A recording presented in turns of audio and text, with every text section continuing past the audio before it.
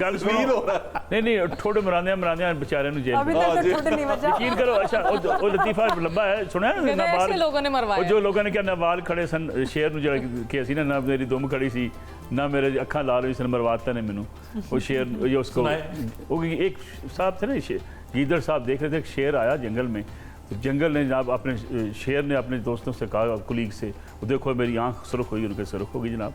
उन्होंने कहा मेरे बाल खड़े हो गए उनके बाल भी खड़े हो गए उन्होंने कहा दुम भी मेरी खड़ी है उनके दुम भी खड़ी है। अब शेर ने छलांग लगाई आगे जा रहा था हिरन उसको उसने दबोचा और पकड़ के खाना शुरू कर दिया।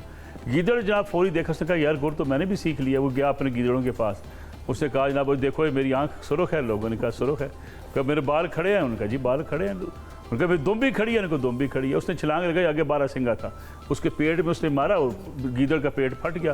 बेचारा करा रहा था मरते मरते बोला कहता फराडियो ना अखा लाल सन ना दुम खुंडी सी ना वाल खड़े सन मैनू मरवाता नहीं। सर अंदाजा करें ये नहीं हमारे कुछ दोस्तों ने कहा मैं एक जुमला आखिरी कह दूँ सियासी जुमला भी कह दूँ ना।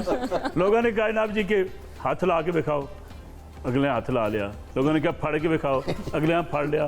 लोगों ने कहा जेल बंद करके दिखाओ उन्होंने जेल बंद करता।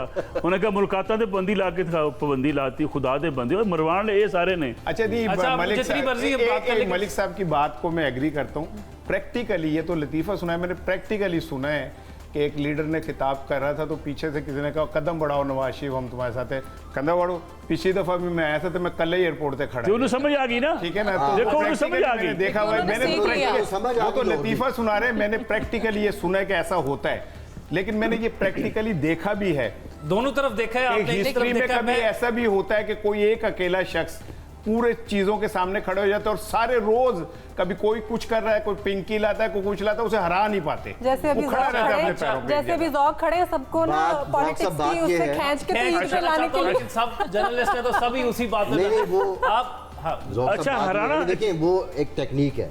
आप बार बार ये बात करेंगे वो एक मेला लूटने का एक प्रॉपर तरीक़ाकार है कि आप वो जिक्र करेंगे ज़ाहिर आपकी जो फॉलोइंग है उसको भी आपने लेके चलना है लेकिन रियलिस्टिकली जो बात है कि देखा जाए सीरियस बात नहीं कर रहा आप जो बात कर रहे थे खुशियाँ अभी भी बहुत हैं मुआशरे में ठीक है। अभी जो मलिक साहब ने बात की है समझ आने वाली बात है। हम खुद अपने गांव देहात में कुर्बो जवार में अहले इलाका में ख़ानदान में देख लें कितनी तब्दीली आ चुकी। अब ना शुक्रेपन की इंतहा पे अगर हम हैं मिन हैसुल कौम भी और इनफरादी तौर पर भी तो उसका इलाज यही है कि हम शुक्र करना सीखें सिंपल सी बात है। मरियम आपने जैसे खुद सवाल अब्बास साहब से किया कि उनसियत हुई है तो आपको हुई कभी या नाम रखा आपने कभी जानवर का? हाँ हम रखते थे बचपन में ऐसे नेबरहुड में सब फ्रेंड्स के बकरे आते थे तो उनके बकरों के नाम भी रखते थे अपने बकरों के नाम भी। मुझे याद है एक बबलू नाम रखा था चिंटू रखा था नाम और शेरू इस तरह के नाम रखते थे। शेरू क्यों रखा था? शेरू भी रख दिया था बस पता नहीं क्यों हम बच्चे थे वो शेर वाली बात है एक और शेरू याद आ गया नहीं ये फिर मरियम भी शेरू मुझे समझ आ गई मुझे कहाँ पे है नहीं वो शेरू किसी और उसकी नहीं अगर ये उसकी कुर्बानी नहीं होती अगर ये बबलू रख सकती है और बबलू की जोड़ी हो सकती है तो शेरू भी रख सकती है। सर एक बात एक बहुत कलीदी ओहदे पे आईनी ओहदे पे रहे 2018 से 19 के बीच एक साहब बाद में उनको हटा दिया गया। तो मैंने उनसे कहा कि आप क्यों आपकी मुखालिफत का आगाज़ कहाँ से हुआ? तो कहने लगे कि मुखालिफत का आगाज़ इस जगह से हुआ कि मेरे जो इमीडिएट बॉस थे मुझसे ऊपर वाले वो जाके शेरू के साथ बैठ जाते थे और मैं शेरू के साथ बैठ नहीं सकता था। मेरा शजरा इसकी आपको कामयाबी मिलती हुई नजर नहीं आ रही ठीक है।